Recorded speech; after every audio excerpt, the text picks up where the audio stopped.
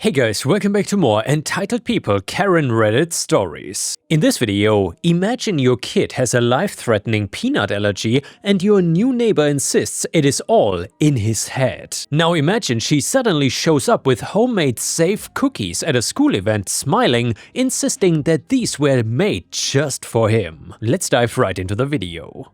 And the Entitled People Karen title story starts like this. For context, I've got a kid with a severe peanut allergy, not the gets kind of itchy if he eats a Snickers type. I'm talking about a full-blown throat-closing, ambulance on speed dial allergy. We have dealt with it since he was a toddler, and EpiPens are basically glued to us at every moment. There's one in my bag, one at school, one in the car, and he is old enough now that he carries one himself. It's not just paranoia, we've had to use them before. Without that little shot of epinephrine, he wouldn't be here today, and our entire family knows it, hence the sheer amount of EpiPens we've got everywhere. But of course, that means our whole life runs on a kind of quiet alarm at all times. We cook at home pretty much all the time, we are always extremely careful about labels, and our son knows not to take food from anyone without checking it first, and even then he knows to only ever take it from a trusted adult. His school has protocols in place for an emergency, and it's a whole system. It is exhausting, but it works and it keeps him safe, and that's all we set out to achieve. When we bought this house, we were really excited. It's in one of those quiet suburban neighborhoods where the lawns are manicured, and the HOA sends out newsletters about potlucks and community gathering every 2 weeks, and kids bike around in little gangs around driveways and streets.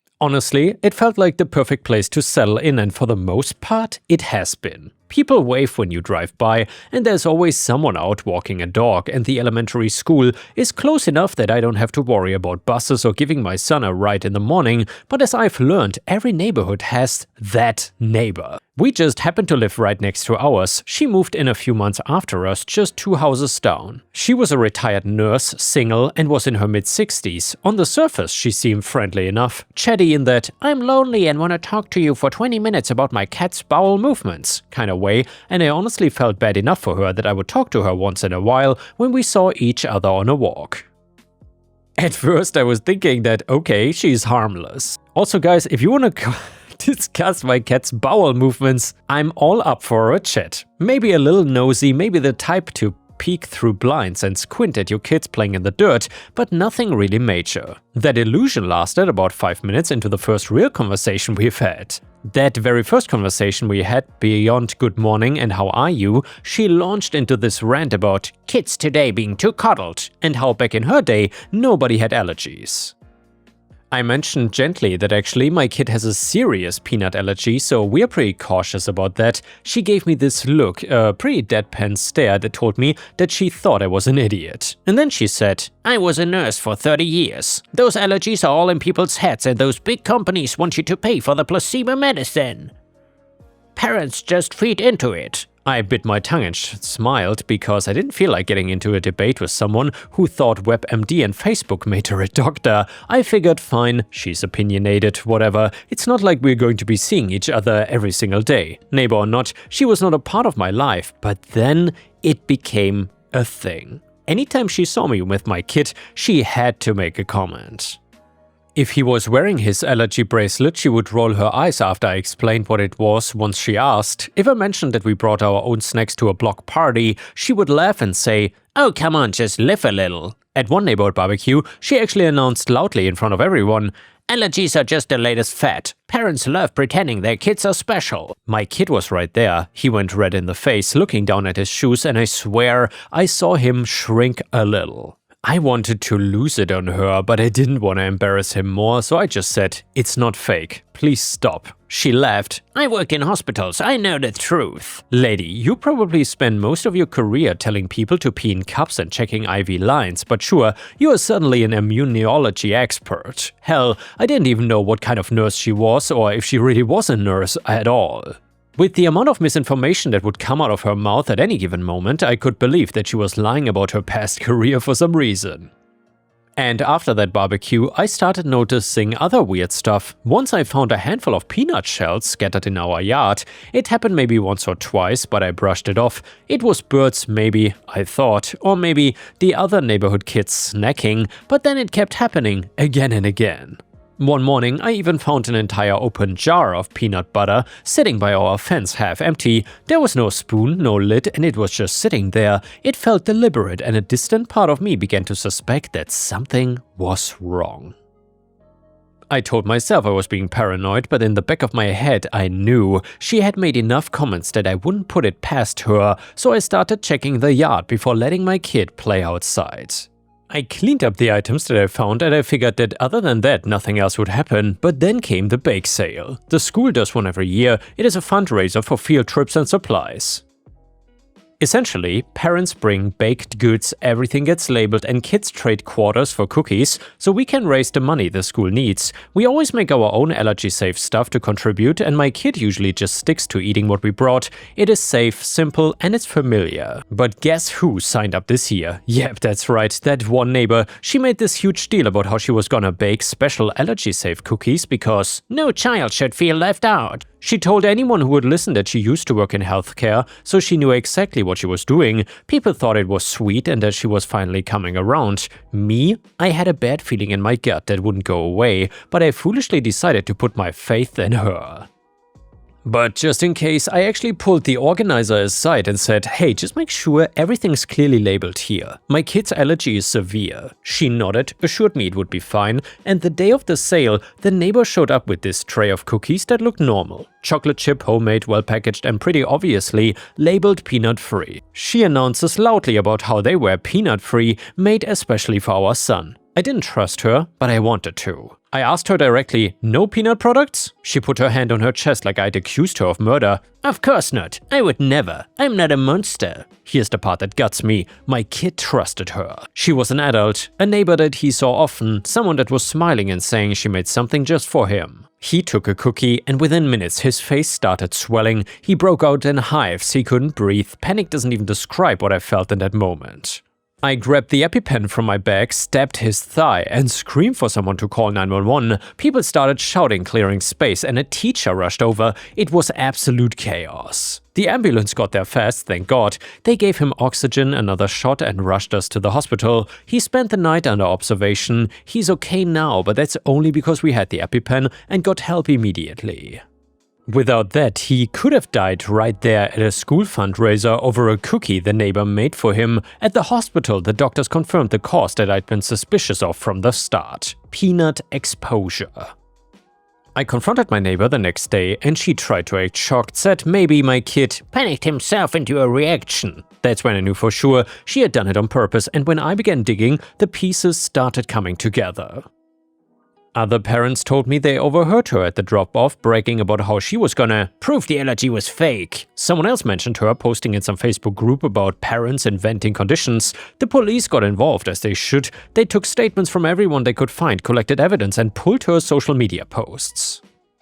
And can you guess what they found? Posts where she literally wrote about wanting to expose fake allergies by sneaking peanuts into safe food, talking about how the conspiracy needed to be cleared once and for all. The neighbor was obviously arrested. It was surreal watching her get cuffed outside her house while half the neighborhood stood around whispering about it, but there was a deep satisfaction I felt seeing her get escorted into the police car. I was of course the one that had called the cops, and I pressed charges. I showed up to every hearing, and I made sure my voice was heard because I was not about to let her weasel out with some "I didn't know" excuse. On top of that, we filed a civil lawsuit. Claiming the damage and demanding repayment for the hospital bills, emotional distress, and punitive damages. She fought it, of course, but her lawyer must have told her she didn't stand a chance because she ended up settling.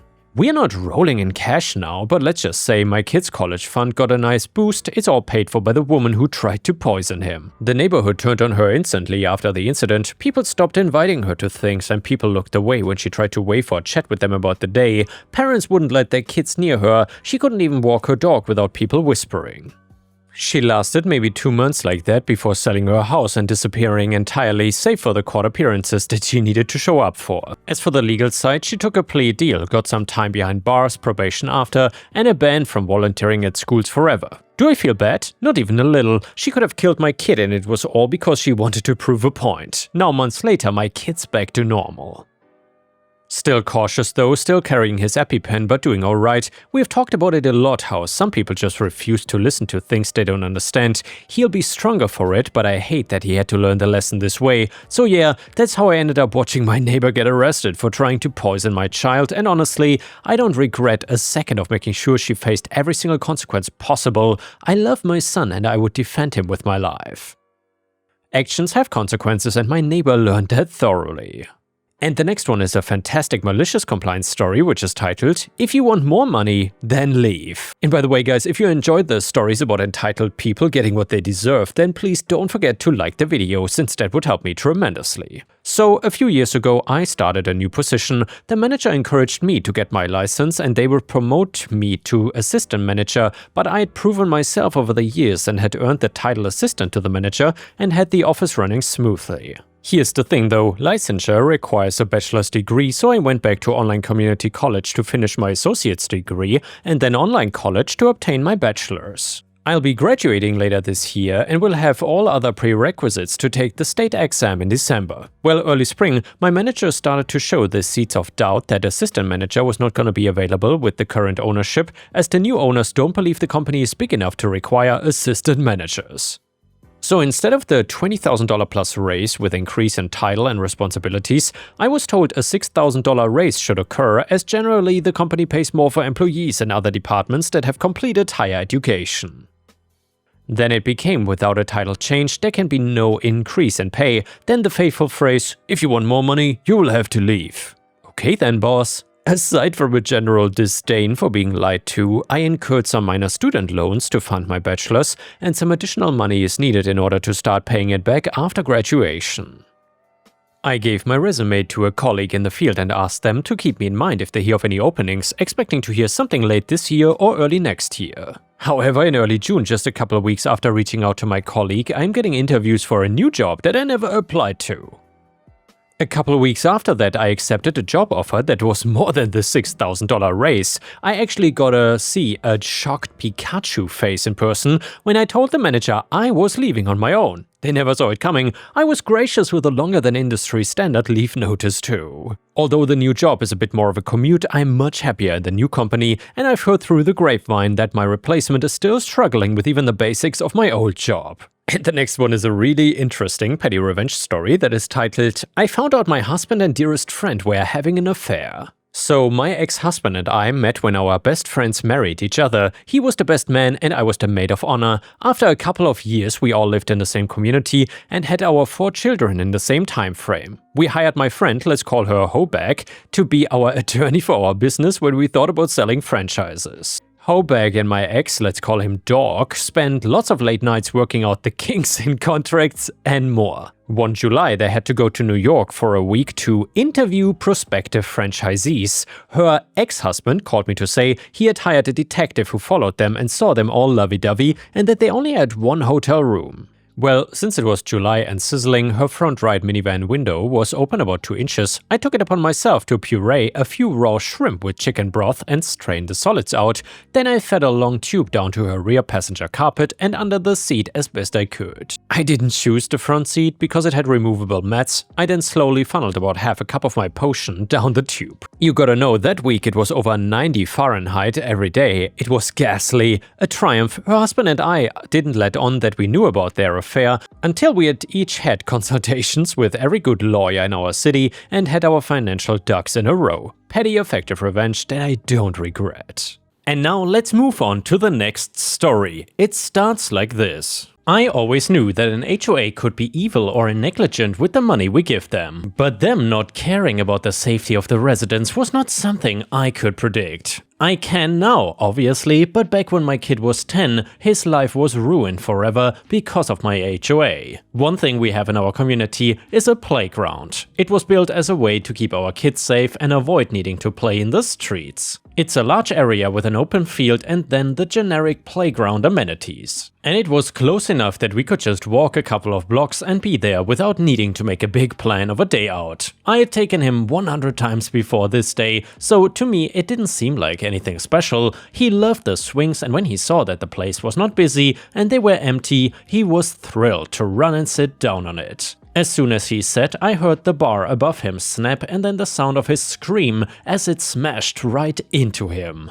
It went straight down onto his head and face. My entire body went cold as I just saw him injured on the ground and silent. I was scared to even check if he was breathing and called an ambulance in hysterics. They came to get him and we went to the hospital. In that moment it was all about my son and trying to make sure that he was gonna be okay. He needed about 5 surgeries because of the damage the metal bar did. His skull was fractured and he had a concussion, broken nose, broken eye socket, etc. Our biggest concern was potential damage to his brain that we would not even know until he woke up. He did end up having some brain damage, but thank God not too severe. However, his entire life was never gonna be the same after that point. He was blind in one eye and had constant complaints about his head or face hurting him. School, which he loved now, was torture for him due to not being able to follow along in class and the noise around him causing even more headaches. We made the decision to pull him out and get him private homeschooling with tutors that could work with his problems. His short-term memory is horrible even after all these years. It was not until the shock of everything calmed down that I even bothered to ask myself why the bar fell on him.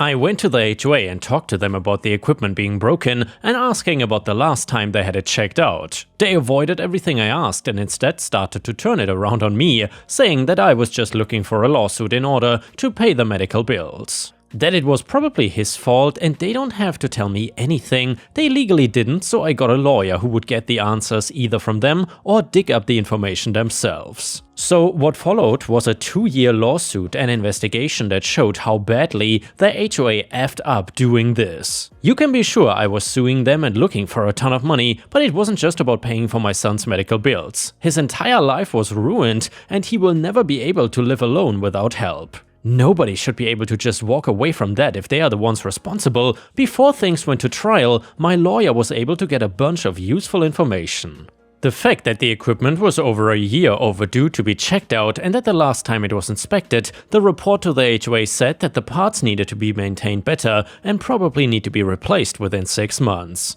And they had no argument against it being their responsibility to maintain that park and everything in it because our HOA dues pay for it. Suddenly, now that this information was known, they were trying hard to offer a settlement to us. A small amount of money that didn't mean a damn thing, but to make matters worse, when my lawyer told them to shut down the park until it could be maintained properly, they refused. We had to get police involved in order to get the place shut down. It was not safe and there could have easily been more accidents, but they did not care. I was not taking a settlement, I wanted to take them to court where they would have to actually claim responsibility. I won't repeat everything we had on them, but I will tell you the excuses they felt like bringing up. Trying to say that a 10-year-old boy is bound to play rough and if the equipment is misused, it can always be broken. They tried to paint my son as some gremlin and me as an irresponsible mom that was not watching her son. As if I already didn't blame myself enough and wished that I was standing closer and be able to pull him away in time. Then their lawyer tried to argue that just because something broke doesn't mean that it was their fault. Things break and accidents happen, that doesn't mean that you need to make a lawsuit out of things. Everything they said was just clouded over by the lack of inspections or care for safety. I think one comment that really swayed anybody were 2 things. The first talking about my son's injuries and the lifelong problems he will have because of this incident that could and should have been avoided by the HOA. The second talking about the fact that right next to that swing set was another one designed for babies and had the exact same type of bar overhead. If that one had broken, then the trial would be a lot more than what happened to my son. In fact, the entire park's equipment was inspected as part of the whole thing. And found that pieces were rusted out or had screws or bolts just missing. It was gross negligence on the part of the HOA and the court agreed on that fact. They were ordered to pay us $20 million, a sum that if most people won in court they would be jumping up and down, but for me I was just glad that they were found at fault and held accountable. I knew that amount of money would bankrupt them and cause the neighborhood to lose their HOA together. Meaning losing the park and a gym that was funded by them. I didn't care about any of that, only about my son and the future he would have. He's a teenager now, and while some things like the scars are healed, there's always that reminder. Nights where I hold him because he cannot sleep from the pain, revision surgeries and scans, and the fact that I don't have to worry about his medical bills or being taken care of is a huge burden off of me. Honestly, HOAs need more oversight from the local government. Something to stop them from having this situation happen in the first place. Making HOAs pay or getting revenge on them is all well and good, but honestly, I think there needs to be some big change to stop it from being an issue at all. And you can be sure that in all of these years I've not been sitting on my thumbs. Instead, I was contacting every member of my local government to put things in place and take control away from HOAs. And the next one is another petty revenge story, which is titled, I disgusted my food thieving roommate. So my roommate was stealing my food and not only not admitting, but apparently bragging about it to my other roommates and calling me a pushover. I didn't want to participate in whatever they thought they were doing, especially since I'm moving away in 2 months, but I do want my food. So today they were sitting in the kitchen, chatting. I came in, took my meatballs from the fridge and licked them one by one while maintaining the eye contact with the thief. Then I licked several other items, spit into my milk. It's a waste of milk, but luckily there wasn't a lot. She looked utterly disgusted and eventually she asked, "Are you mental?" I calmly replied, "I always do this, didn't you know?" and then left. I don't know if she would stop, but her face of mixed disgust and horror makes it worth it. Update: the current situation is the following. My food was not stolen today. I will update if something else gets stolen again, but if you don't see any more updates, that means I won. And yeah guys, thank you for watching, please don't forget to subscribe, and I will see you again tomorrow.